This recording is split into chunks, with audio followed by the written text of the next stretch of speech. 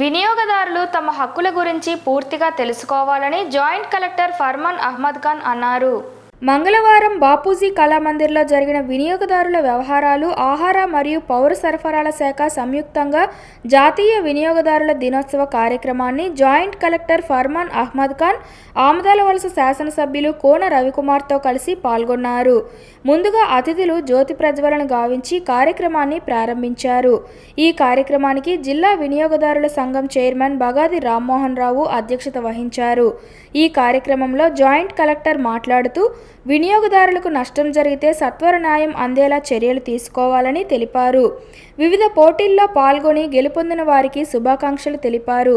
ఆమదాలవలస శాసనసభ్యులు కోన రవికుమార్ మాట్లాడుతూ సామాన్యుడు మొదలుకొని ధనవంతుడి వరకు అందరూ వినియోగదారులేనని, కొనుగోలు చేసిన వస్తు సేవల బిల్లును పొంది వాటి వారంటీకి అనుగుణంగా తగిన హక్కులను పొందవచ్చని అన్నారు. అనంతరం జాతీయ వినియోగదారుల దినోత్సవం సందర్భంగా వివిధ కళాశాలల్లో నిర్వహించిన వివిధ పోటీలలో గెలుపు విజేతలకు ప్రశంసా పత్రాలు, పథకాలు, నగదు బహుమతులను జాయింట్ కలెక్టర్ అందజేశారు. కార్యక్రమంలో పాల్గొన్న వారితో ప్రతిజ్ఞ చేయించారు.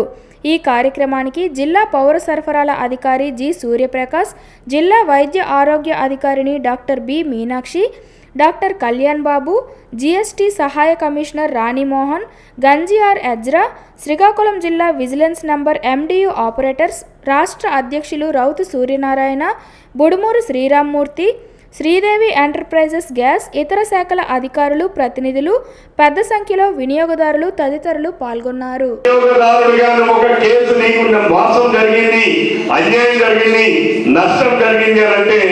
మనం అది తెలుసుకోవాలంటే ముందు రిసిప్ట్ తీసుకోవాలి. మనం ప్రతి కొన్నటువంటి వస్తువుకి ఎంతమంది తీసుకుంటున్నాం, అది తీసుకొని అక్కడే పడేస్తుంటారు.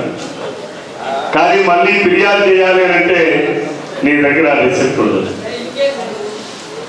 ఈరోజు మనం కంప్లైంట్ చేయాలంటే జిల్లాలో వినియోగదారుల కమిషన్ ఉంది. వినియోగదారుల కమిషన్లో ఒకప్పుడు మనం ఎక్కడైనా వస్తువు కొంటే అక్కడే మనం ఆ జిల్లాలోనే కంప్లైంట్ ఇవ్వాలి. కానీ ఇప్పుడు ఆన్లైన్ పర్చేసింగ్స్ వచ్చాయి. ఆన్లైన్లో ఆర్డర్ చేస్తే స్విగ్గీ వాడు వచ్చి హోటల్ నుంచి తీసుకొచ్చి మన ఇంటికి బిర్యానీ తీసుకొచ్చి ఇస్తున్నాడు. ఆన్లైన్లో మనం ఎన్నో బట్టలు బుక్ చేస్తున్నాం. ఆన్లైన్లో మనం అనేక వస్తువులు బుక్ చేస్తున్నాం. వాటి కోసం కూడా చట్టం ఉండాలి. అవి నాణ్యమైనవా కాదా ఏ రకంగా మనం తెలుసుకోవాలనడానికి 2019లో మనం చట్టాన్ని కొంత అమెండ్ చేశాం.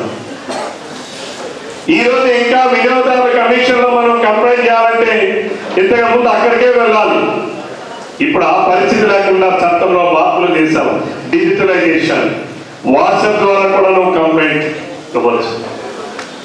ఈవెన్ వర్చువల్ ద్వారా నువ్వు కోర్టుకు పోకుండానే నీ ఇంటిలో ఉండి కూడా నువ్వు నీ కేసులు నువ్వు ఆర్గ్యుమెంట్ చేసుకునే అవకాశం ఈరోజు ఈ చట్టంలో కూడా పొందుపరిచారు.